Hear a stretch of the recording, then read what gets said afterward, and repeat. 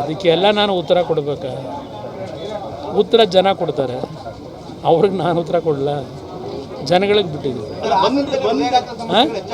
ಏನು ಹೇಳಿ ಗಮನಿಸ್ತಾ ಇದ್ದೇನೆ.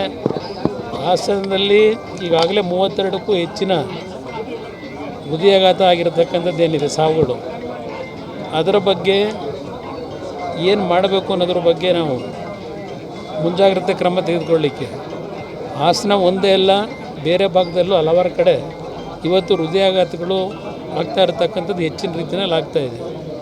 ಆ ಹಿನ್ನೆಲೆಯಲ್ಲಿ ಪ್ರತಿ ತಾಲೂಕಿನಲ್ಲಿ ಯಾವ ರೀತಿಯಲ್ಲಿ ಏನಾದರೂ ನಮ್ಮ ಪಕ್ಷದ ವತಿಯಿಂದ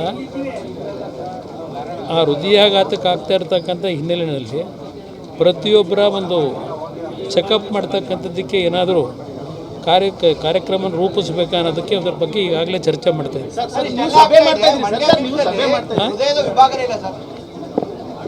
ಅದು ಹೊಸದಾಗಿ ಪ್ರಾರಂಭ ಮಾಡಬೇಕು. ಈಗ ಸರ್ಕಾರ ಮಾಡಬೇಕದು, ನಾನು ಮಾಡಲಿಕ್ಕಾಗೋದಿಲ್ಲ. ಸರ್ಕಾರದಿಂದ ತೀರ್ಮಾನ ಆಗಬೇಕು, ಜಿಲ್ಲಾ ಮಂತ್ರಿಗಳು ಅದರ ಬಗ್ಗೆ ಗಮನ ಕೊಡಬೇಕು.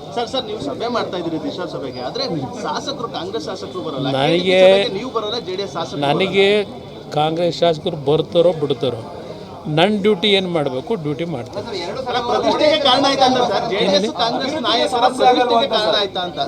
ನನಗೇನು ಪ್ರತಿಷ್ಠೆ ಇಲ್ಲ, ನನ್ನ ಡ್ಯೂಟಿ ಏನು ಮಾಡಬೇಕು ನಾನು ಡ್ಯೂಟಿ ಮಾಡ್ತೀನಿ ಅಷ್ಟೇ. ಅಭಿವೃದ್ಧಿ ವಿಚಾರದಲ್ಲಿ ಕುಮಾರಸ್ವಾಮಿ ಯಾವಾಗ ಬೇಕಾದ್ರೂ ಬರಲಿ ಅಂತ ಹೇಳ್ತಿದ್ದಾರೆ ಸರ್. ಯಾರು?